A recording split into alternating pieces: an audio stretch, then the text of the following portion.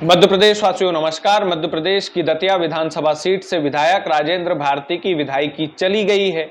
लेकिन राजेंद्र भारती की विधायकी क्यों गई है, अचानक से ऐसा क्या हुआ कि राजेंद्र भारती की विधायकी चली गई, इस पर चर्चा जरूर होना चाहिए। इसका पीछे का कारण मैं आपको जरूर बताऊंगा कि इनकी विधायकी गई क्यों, आखिर इन्होंने क्या कांड कर दिया था ऐसा।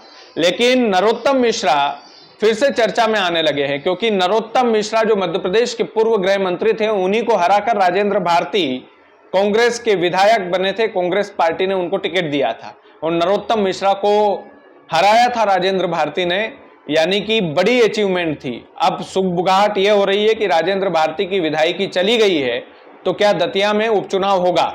लेकिन उपचुनाव की बातें करने से पहले मैं आपको राजेंद्र भारती की विधायकी गई क्यों, इसका लीगल कारण बताता हूं। दरअसल सालों पहले राजेंद्र भारती ने बैंक में धोखाधड़ी की थी और दस्तावेज में हेरफेर भी किया था, जो सिद्ध हुआ था कोर्ट में।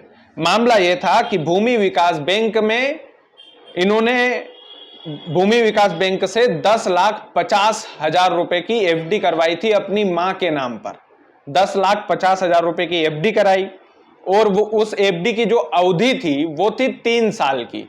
लेकिन इन्होंने क्या किया, 420 करके उस अवधि को 15 वर्ष की अवधि बना दिया। 3 वर्ष की अवधि थी एफडी की, लेकिन 15 वर्ष की अवधि उन्होंने कर दी, क्योंकि पावर में थे उस समय, अध्यक्ष थे ये।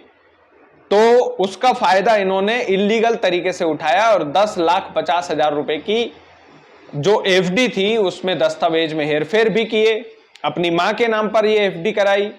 और बैंक कर्मचारी था वहां पर एक नरेंद्र सिंह करके, नरेंद्र सिंह ने दतिया विधानसभा के विधायक राजेंद्र भारती पर, जब विधायक नहीं थे लेकिन राजेंद्र भारती पर इन्होंने ही कोर्ट में शिकायत की थी। नरेंद्र सिंह ने दिलेरी का काम किया था और कोर्ट ने, ये जो मामला था ये दिल्ली की एमपी एमएलए कोर्ट की द्वारा सुनवाई की गई कल, और सुनवाई ये हुई कि इनको 3 साल की सजा हुई। कोर्ट ने इनको 3 साल की सजा सुनाई। अब ऐसे में क्या होता है कि जब 3 साल की सजा, इतनी भारी भरकम सजा यदि कोई सुना देता है कोई कोर्ट, तो विधानसभा में उस विधायक की सदस्यता को रद्द कर दिया जाता है, यदि इतना भारी भरकम केस इनके ऊपर है। और वही राजेंद्र भारती के साथ हुआ कि इन्होंने बैंक में धोखाधड़ी की, दस्तावेजों में हेरफेर की, अपनी मां के नाम पर एफडी कराई जिसकी अवधि 3 साल थी, उस अवधि को इन्होंने 15 साल तक कर दिया। उसके बाद में एमपी एमएलए, दिल्ली की एमपी एमएलए कोर्ट द्वारा इनको 3 साल की सजा सुनाई गई। उसके बाद इनकी विधानसभा में सदस्यता रद्द हो गई, क्योंकि 3 साल की सजा बहुत होती है। हालांकि जमानत भी हैंड टू हैंड मिल गई इनको, राजेंद्र भारती को, लेकिन 3 साल की सजा यदि कोर्ट सुनाता है तो बड़ी सजा होती है। अब ऐसे में सबसे बड़ा सवाल यही है कि राजेंद्र भारती की विधायकी क्या बच जाएगी? क्या इनके पास कोई चारा है ऐसा कि इनकी विधायकी बच जाए? दोस्तों, चारा तो है, 60 दिनों का समय है। 60 दिनों में ये फिर से अपील कर सकते हैं कोर्ट में, और फिर से अपील करके ये बच सकते हैं, और इनको कोर्ट ही बचा सकता है, हाई कोर्ट बचा सकता है इनको 60 दिन के भीतर यदि इनने अपील कर दी तो। अभी मुकेश मल्होत्रा का मामला आया था विजयपुर विधानसभा सीट से, उनकी भी विधायकी चली गई थी, लेकिन उन्होंने अपील की और कोर्ट ने उनको राहत दी और वो फिर से आज विधायक है।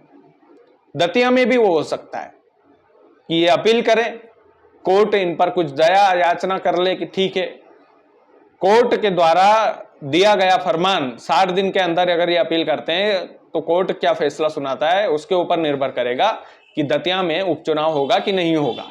लेकिन दतिया की राजनीति बड़ी इंटरेस्टिंग हो गई है।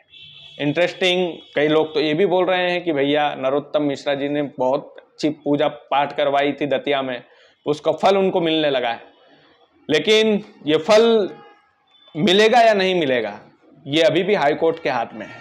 बाकी उम्मीद है कि आपको पूरा मामला समझ में आया होगा। आप वीडियो को ज़्यादा से ज़्यादा शेयर कीजिएगा। चैनल यदि आपने सब्सक्राइब नहीं किया तो प्लीज़ कर लीजिएगा।